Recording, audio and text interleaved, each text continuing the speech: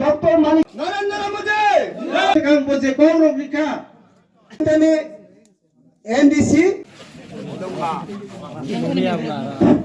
একজনে হামক্রাই দেশ নে হামক্রাই চুপ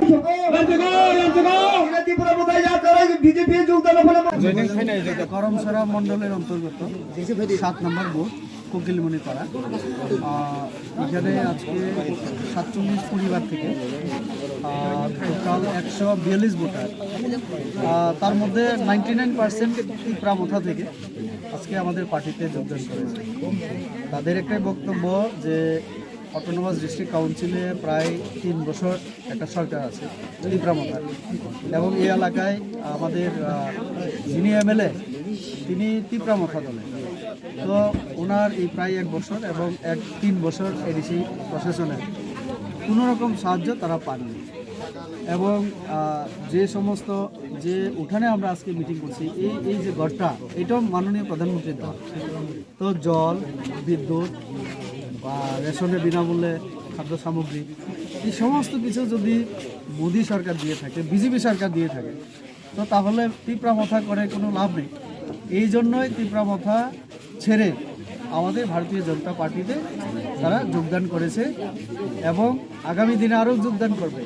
আমি গত মাসেও এই মণ্ডলেই প্রায় আমার ঠিক খেয়াল নেই প্রায় 300-350 ভোটার আমি যোগদান করেছি। তো গতকাল আমি ছিলাম কল্যাণপুরে 675 জন গতকালও ত্রিপুরা ছেড়ে সিপিএম ছেড়ে আমাদের দলে যোগদান করেন। করম সারা বাসীরাই ঠিক করুক, তারা বারবার বিজেপিকে বুথ না দিয়ে যদি মনে করেন যে ভুল করেছে তাহলে 2024 আর ভুল না করা। কারণ গতবারও আমি এখানে প্রায় 7000 ভোট কম পেয়েছিলাম, কিন্তু আমার মার্জিন জয়লাভের যে মার্জিন 2,04,200 সামথিং ছিল, 2,04,200 আরও বেশি, এত ব্যবধানে আমি জয়লাভ করেছিলাম। করমসরা বাসীরা যদি এখান থেকে 4-5 হাজার লিড দিয়ে দেয় তাহলে এবারে 2.5 লক্ষের উপরে যাবে সেটা পুরো ত্রিপুরা রাজ্যে।